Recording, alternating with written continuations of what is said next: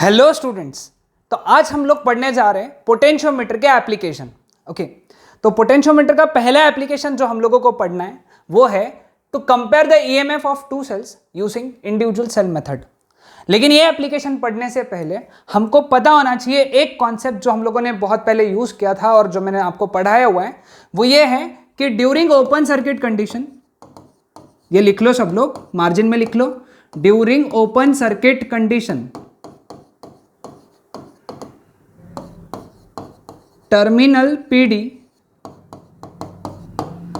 Is equal to EMF of the cell.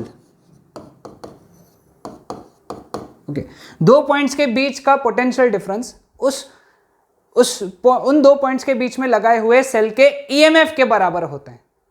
दो points के बीच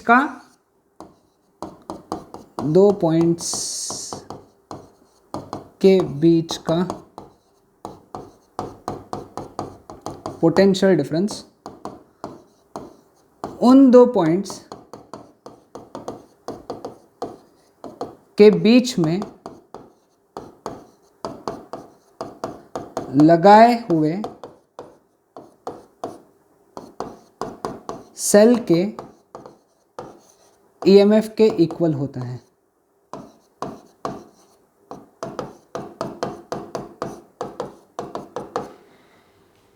okay, ये हो गया हमारा कंडीशन, ये याद रखना है। ओके, तो देखो यहां पे सर्किट डायग्राम दिख रहा है। ये है ड्राइविंग सेल, ड्राइविंग बैटरी बोलते हैं इसको, ड्राइविंग बैटरी। ये की है, ये पॉइंट B है, ये पॉइंट A है। ये पहला सेल है जिसका EMF, ये पहला सेल जिसका EMF ε1 या फिर E1 होगा। ये दूसरा सेल है जिसका EMF ε2। देखो कैसे कनेक्टेड है। यहाँ पे दो कीज है K1 और K2, एक गैल्वेनोमीटर है और एक जॉकी है। जॉकी तो बताया, इसके पहले एक्सप्लेन किया मैंने मीटर ब्रिज में। ओके, तो ठीक है, ये सारा हटा देते हैं। अभी हम लोग क्या करेंगे, सबसे पहले कि K1 ये अमन क्या करने वाले, क्लोज करेंगे। देखो यहाँ पे, सॉरी, अब की K1 जब क्लोज करोगे तो K2 ओपन रहेगा। K2 ओपन रहेगा मतलब ये ब्रांच का काम नहीं है ना, तो ये हट गया। अभी क्या होगा, इस ब्रांच में से करंट फ्लो होगा, गैल्वेनोमीटर में डिफ्लेक्शन आएगा क्योंकि गैल्वेनोमीटर से करंट फ्लो हो रहा है। तुम क्या करोगे, जॉकी को टच करते करते इस वायर पे जाओगे, वायर पे इस जॉकी को टच करते करते जाओगे और एक पॉइंट ऐसा ढूंढोगे P, एक पॉइंट ऐसा ढूंढोगे P जब गैल्वेनोमीटर ने नो डिफ्लेक्शन बताया, जीरो डिफ्लेक्शन बताया, नो डिफ्लेक्शन या फिर जीरो डिफ्लेक्शन, गैल्वेनोमीटर में कोई डिफ्लेक्शन नहीं है, तो ये जो लेंथ रहेगा वो रहेगा L1। क्या रहेगा ये लेंथ, L1, दिस लेंथ। और L1 को हम लोग बोलेंगे बैलेंसिंग लेंथ। क्या बोलेंगे हम लोग इसको, balancing length for cell ε1, balancing length for cell ε1। ठीक है, ये बैलेंसिंग लेंथ कब मिली, जब गैल्वेनोमीटर ने डिफ्लेक्शन नहीं बताया। तो ये दो पॉइंट्स A और P, अब ऊपर से करंट फ्लो हो रहा है क्योंकि गैल्वेनोमीटर का डिफ्लेक्शन नहीं है, इसका मतलब ये ब्रांच में करंट फ्लो नहीं हो रहा है, ऊपर के ब्रांच में करंट ही नहीं फ्लो हो रहा है क्योंकि अपन ने ऐसा किया कि गैल्वेनोमीटर को डिफ्लेक्शन है ही नहीं। तो इसका मतलब क्या, ऊपर के ब्रांच में करंट ही नहीं है। इसका मतलब ये दो पॉइंट्स A और P के बीच में, दीज टू पॉइंट्स A और P के बीच में जो पोटेंशियल डिफरेंस है वो उसके EMF के बराबर रहेगा। लेकिन प्रिंसिपल ऑफ पोटेंशियोमीटर क्या कहता है, इन दो पॉइंट्स के बीच का potential difference is equal to K times L1, where K is known as potential gradient. K को हम लोग क्या कहते हैं, potential gradient. ε1 is equal to K times L1। पहला इक्वेशन समझा क्या, तो ये इक्वेशन लिख लो। ओके, नाउ अभी क्या किया हम लोगों ने, दूसरे केस में सेल E2 पिक्चर में लाया, K2 को क्लोज करके और K1 को ओपन कर डाला। और अभी भी हम लोगों ने गैल्वेनोमीटर से करंट, अभी क्या हो रहा है, करंट पास हो रहा है यहां से गैल्वेनोमीटर से। ठीक है, अभी हम लोगों ने जॉकी को पूरे वायर पे घुमाया और एक पॉइंट जे डैश मतलब पी डैश ऐसा ढूंढा, वापस से एक पॉइंट पी डैश ऐसा ढूंढा कि गैल्वेनोमीटर ने नो डिफ्लेक्शन बताया। नो डिफ्लेक्शन बताया मतलब ऊपर के ब्रांच में करंट है क्या? नहीं। तो इन दो पॉइंट्स ए पी डैश के बीच में, ओके, तो ये जो लेंथ रहेगा वो गिन लेंगे हम लोग। तो L2 क्या रहेगा फिर? ऐसे ही balancing length for cell epsilon 2। तो therefore epsilon 2 is K times L2। Epsilon 2 is K times L2। दोनों को डिवाइड किया तो epsilon 1 upon epsilon 2 is equal to L1 upon L2। ये लेंथ तो पता कर सकते हैं अपन, L1 और L2 तो पता की जा सकती है ना, क्योंकि तो पोटेंशियोमीटर वायर है। यहाँ पे पट्टी रखो, स्केल की पट्टी रखो और गिन लो L1 L2। हो गया सेल का EMF compare. Epsilon 1 upon epsilon 2 is equal to L1 upon L2। आसान था ना कंसेप्ट? हाँ, सिंपल कंसेप्ट। ओके, तो ये डेरिवेशन इंपॉर्टेंट है, अपने बोर्ड्स में भी इंपॉर्टेंट है। नेक्स्ट, अब again comparison of EMF of two cell. अब अगला मेथड कौन सा है? Combination of cell method. Okay, इसमें ये देखो, अब इधर की तरफ ध्यान मत दो, ये दोनों डायग्राम्स की तरफ ध्यान मत दो। ये डायग्राम पिछला जो है ये ड्राइविंग बैटरी की के rheostat, A B potentiometer wire. यहां पे देखो एप्सिलॉन 1 एप्सिलॉन 2, ठीक है। यहां पे तुमको 4 कीज दिख रही है, 1 2 3 4, 4 कीज दिख रही है। Okay, at any point of time at any point of time दो अपोजिट कीज को अपन क्लोज करेंगे। मतलब ये दो कीज को क्लोज किया तो ये दो ओपन रहेंगी, ये वाली और ये। ओके, और जब तुम इनको क्लोज करोगे, इन दोनों को क्लोज करोगे, तो फिर उस वक्त ये और ये ओपन रहेगी। समझा? ये और ये ओपन तो ये क्लोज, यानी अपोजिट वाली कीज को क्लोज करना है। समझ में? ये एक की है, ये दूसरा, ये तीसरा और ये चौथा, अपोजिट ये और ये करेंगे, ये और ये करेंगे। ठीक है, अब इमेजिन करो पहली बार अपन ने ये दोनों क्लोज किया, ये दोनों, तो करंट कैसा फ्लो होगा? इस तरीके से एप्सिलॉन 1 का पॉजिटिव निगेटिव, फिर यहां से एप्सिलॉन 2 का पॉजिटिव निगेटिव, और ये ऐसा फ्लो होगा गैल्वेनोमीटर से होते हुए जॉकी पे आएगा। समझे? पॉजिटिव निगेटिव पॉजिटिव निगेटिव, ये हो गया पॉजिटिव निगेटिव पॉजिटिव निगेटिव। इसको बोलते हैं हम लोग असिस्टिंग कंडीशन। क्या बोलते हैं? Assisting condition. Assisting condition. Okay, again method वही है, जॉकी को घुमाओ और एक पॉइंट P ऐसा ढूंढो जिसका लेंथ रहेगा, ये जो लेंथ रहेगा ना, ये रहेगा L1, सच दैट गैल्वेनोमीटर ने डिफ्लेक्शन नहीं बताना चाहिए। गैल्वेनोमीटर में 0 डिफ्लेक्शन रहेगा, नो डिफ्लेक्शन रहेगा। अब जब गैल्वेनोमीटर में डिफ्लेक्शन नहीं रहेगा तो A और P के बीच में, A और P के बीच में जो पोटेंशियल डिफरेंस रहेगा, वो दो जो पोटेंशियल डिफरेंस रहेगा वो दो सेल के EMF के इक्वल रहेगा, और वो EMF कितना है? Epsilon 1 plus epsilon 2। Okay, epsilon 1 plus epsilon 2, और वो होना चाहिए K टाइम्स L1 के equal. K times potential gradient times length, balancing length. L1 को क्या बोलेंगे? Balancing length in assisting condition. L1 क्या हो गई हमारी? Balancing length in assisting condition. ठीक है, अब देखो यहां पे, अब दूसरे बार, अब ये दो क्लोज किए थे, अब ये दो क्लोज करेंगे अपन। तो अब करंट क्या कैसे फ्लो होगा? ए से पहले क्या आया? पॉजिटिव, फिर आया निगेटिव, फिर करंट ये ऐसा फ्लो हुआ, फिर गए ऐसा आया, अब आया निगेटिव, अब आया पॉजिटिव, यानी अब निगेटिव टू पॉजिटिव होते हुए ये ऐसा होते हुए जाएगा, है ना, यानी पॉजिटिव निगेटिव निगेटिव पॉजिटिव। तो इस कंडीशन को हम लोग कहते हैं अपोजिंग कंडीशन।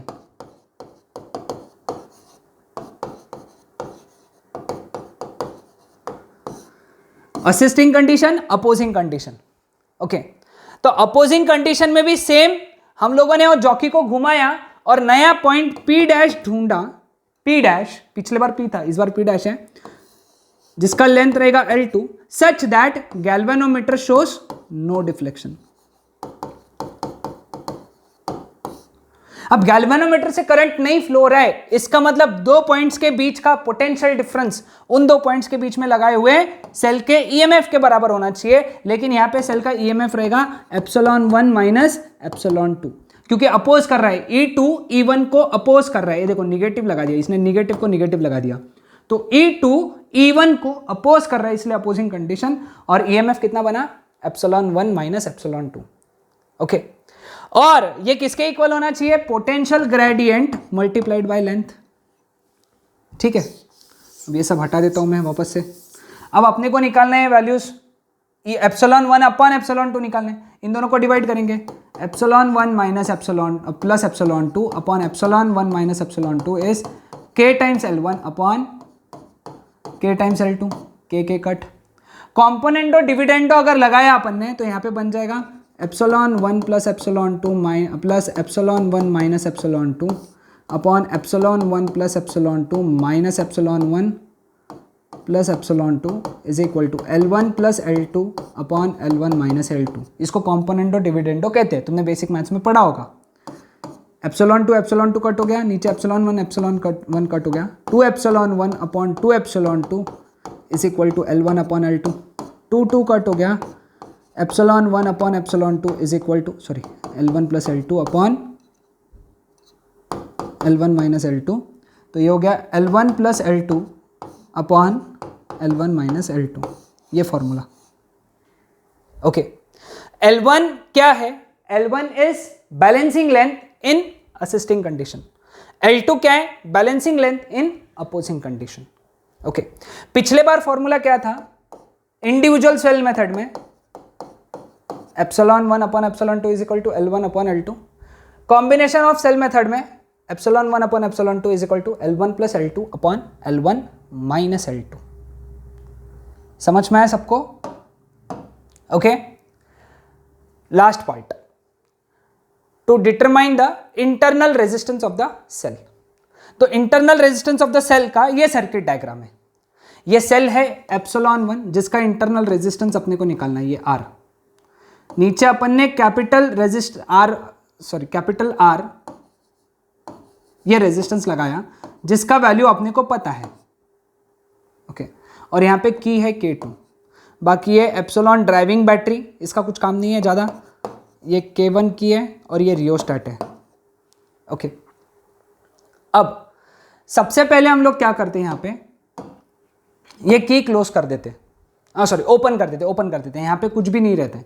ओके, यानी ये ब्रांच में कोई करंट फ्लो नहीं हो रहा है क्योंकि की ओपन है, तो ब्रांच अकेली जो है वो ये ऊपर की है, ये वाली ब्रांच है।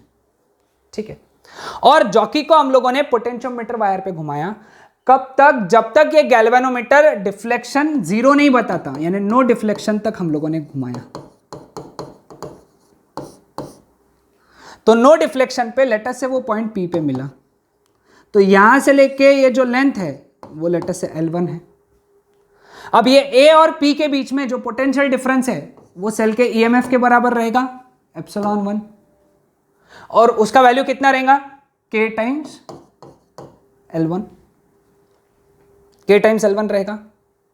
ठीक है, क्योंकि ये दो पॉइंट्स के बीच में जो पोटेंशियल डिफरेंस है वो ये दो पॉइंट्स के बीच में लगे हुई सेल के ईएमएफ के इक्वल है। आज के लेक्चर का सबसे पहला पार्ट जो मैंने पढ़ाया, ये दो पॉइंट्स के बीच में एक ही सेल कनेक्टेड है, ε1 वाला। ठीक है, नाउ अब अगले बार ये इधर लिखता हूं मैं, ε1 इज K टाइम्स L1। अगले बार अपन ने, मैं बाजू में डायग्राम बनाया। ओके, ये थी इसकी डायग्राम, ये वाली डायग्राम। ओके, अब अगले बार ये वाली डायग्राम आई जिसमें अपन ने सेल को क्लोज कर डाला, की को क्लोज कर डाला, एक्सट्रीमली सॉरी, की को क्लोज कर डाला। तो अब करंट इसके अंदर घूमेगा। ओके, आई करंट घूम रहा है लेटर से, लेकिन अपन ने जॉकी को घुमाया, किसके ऊपर घुमाया, पोटेंशियोमीटर वायर AB के ऊपर घुमाया, सच दैट इधर फ्लो होने वाला करंट जीरो है। ये इधर अंदर फ्लो हो रहा है, ध्यान देना, अंदर फ्लो हो रहा है, अंदर कौन फ्लो करा रहा है, ये फ्लो करा रहा है, लेकिन बाहर जो है ये करंट अंदर के अंदर फ्लो हो रहा है, बाहर नहीं आ रहा है, बाहर करंट जीरो है। और नया पॉइंट P' निकाला जिसका लेंथ जो था वो था L2, अब गैल्वेनोमीटर ने डिफ्लेक्शन बताया क्या? नहीं, गैल्वेनोमीटर शोड नो डिफ्लेक्शन। तो ये जो L2 हो गया, ये हमारा क्या हो गया? बैलेंसिंग लेंथ हो गया। तो बैलेंसिंग लेंथ है, इसीलिए अपना कंडीशन क्या बनता है? दो पॉइंट्स के बीच का पोटेंशियल डिफरेंस, ये दो पॉइंट्स के बीच का A और P डैश के बीच का potential difference V, that is equal to K times L2, है ना? तो हमारे पास में दो इक्वेशन हो गए, क्योंकि अब यहां पे करंट फ्लो हो रहा है अंदर, इसलिए V आएगा। Okay, clear? पहला इक्वेशन क्या है? Epsilon 1 is equal to K times L1, दूसरा इक्वेशन है V is equal to K times L2। तो दोनों को डिवाइड किया तो epsilon upon V is equal to L1 by L2, ठीक है? लेकिन एप्सिलॉन 1 अकॉर्डिंग टू KVL वो है V plus I R, I small R, या फिर इसको लिख सकते हैं अपन I capital R plus I small R, KVL लगाया तो ओके। और V is equal to ohm's law के हिसाब से I कैपिटल R होता है, V is equal to I R होता है। दोनों की वैल्यू रख दो यहाँ पे, तो I कॉमन निकला, capital R plus small r, नीचे I r is equal to L1 by L2, cancel. Denominator separate, capital R by R plus small r by capital R is equal to L1 by L2। ये तो 1 बचा, 1 इधर चला गया, तो small r by capital R is equal to L1 by L2 minus 1। तो small r is equal to capital R उधर चला गया, L1 बाय L2 माइनस 1।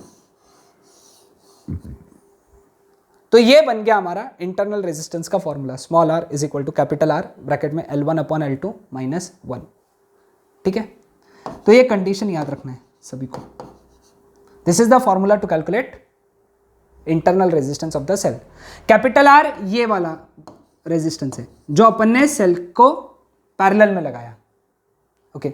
जो सेल के पैरेलल में लगा वो रेजिस्टेंस है कैपिटल R, ओके? नहीं तो तुम कैपिटल R को पोटेंशियोमीटर वायर के रेजिस्टेंस से कंफ्यूज मत करो। कैपिटल R ये पोटेंशियोमीटर वायर का रेजिस्टेंस नहीं है, ओके? क्लियर है सबको ये फॉर्मूला? ओके, तो इसका डेरिवेशन दिया है टेक्स्ट बुक में, उसको एक बार देख लो, डेरिवेशन को रिलेट करोगे इसके साथ में तो तुमको बिल्कुल समझ जाएगा, okay? So that's it for today. Next lecture में हम लोग इसके एप्लीकेशंस पढ़ेंगे और इसके प्रिकॉशंस वगैरह, ये जो पार्ट है वो कंप्लीट करेंगे और न्यूमेरिकल्स कंप्लीट करेंगे। That's it.